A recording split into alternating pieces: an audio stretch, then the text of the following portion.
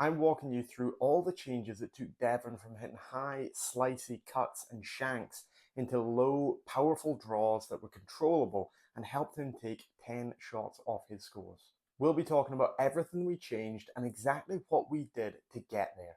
I'm Stephen Roger, a high-performance golf coach working both online and in person. I help golfers shoot lower scores with less effort by building a simple, actionable strategy to enhance every aspect of their game. So when we first started working with Devin, we found that he struck the ball very much out the heel of the golf club. His club tended to work way over the top in the downswing, and that caused some massive issues in strike. He'd get a lot of hosel rockets right out the heel end of the club, a lot of shots missing right, and big left to right curving shots, loads of height, couldn't get any sort of compression or ball speed, struggled with too much spin on the golf ball. So the first thing that we worked on was improving quality of strike and finding the middle of the club face a little bit more. Now, we did this by actually straightening out his knees a little bit. Now, his body weight tended to be very much in his toes, and that caused the club to work out towards the ball in transition. So after straightening out his knees, we then actually did a little bit of skills-based work to see if he could get a little better at keeping the club closer to him through impact. We popped two golf balls, one just in front of the other. You address the golf ball that's farthest away from you, and then you try and strike the golf ball that's closer to you. Now, in this way, you're training yourself to move the golf club closer towards you and essentially training to strike it more out the toe.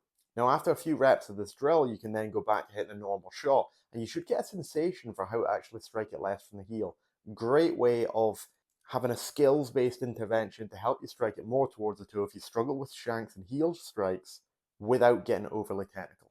So next up, we looked at the turn of his shoulders.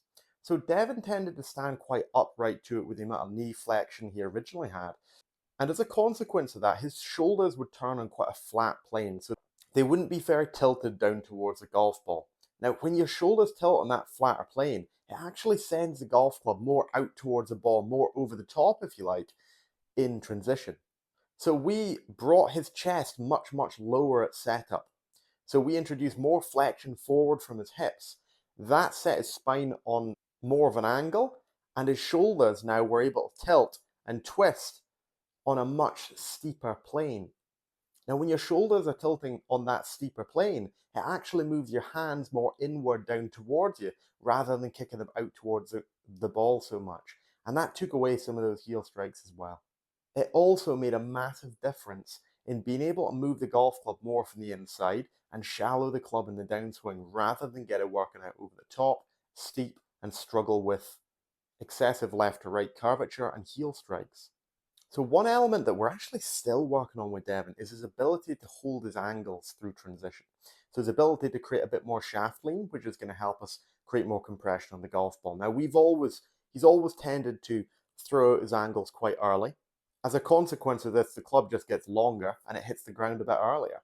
So naturally, when we had changed the angle of his shoulders and the golf club now wasn't working as steep and over the top, and it's now much shallower, it now is going to hit the ground much, much earlier. So we naturally started to see some fat shots, some poor strikes that were center of the club face more, but very much ground early. So this is when we had a big shift and we started to work very much on weight distribution. And we started challenging to get much more weight and pressure forward to his left in his downswing. So getting much more weight left really enabled him to move the point he struck the ground much, much later. And our key focus was trying to think of our finish position. Can we imagine that in our finish position, we're going to have the center of our chest and our pelvis up over that left foot rather than hanging back and having a lot of weight over that right foot, which is what he tended to do before. He almost collapsed back in that right foot a bit. So we really encouraged him to finish with weight up over that front left foot. Hey friend, I hope you're enjoying the video. Today I want to give you a free gift to thank you for watching. You can access my proven system for taking 10 shots off your scores without hitting any balls in 5 simple steps, completely free. Just hit the link in the description of this video to access. Please like, comment, and subscribe to the channel. It means a massive amount, and enjoy the rest of the video. We saw a nice bit of improvement in strike from this, but we wanted to see a little bit more consistency in how his arms were traveling relative to his body, just so that we had a bit more repeatability around impact. So we started to work on tying up the travel of his arms to the pivot of his body, and starting to get his golf swing very much pivot led rather than arm swing led, including a lot of very performance based work. So, a lot of work where we're not thinking at all about technique, we're very much thinking about target, we're playing games, challenges, skills based work with a view to putting a bit more pressure on him in practice so that these changes, these adjustments that we've made, are going to be more subconscious rather than thinking so consciously about them. It's one thing changing someone's swing, it's another thing entirely actually being able to do that without thinking about it. Can you make those movements without actually consciously thinking about them and just be able to perform? I really hope you've enjoyed this insight. Let me know down in the comments if you found this valuable, if you've got any questions, or I can support in any way. I'm always here to help. Hit the link in the description to access my free guide to taking 10 shots off your scores in 5 simple steps without even needing to hit a single range ball. Have an incredible day. Enjoy your golf.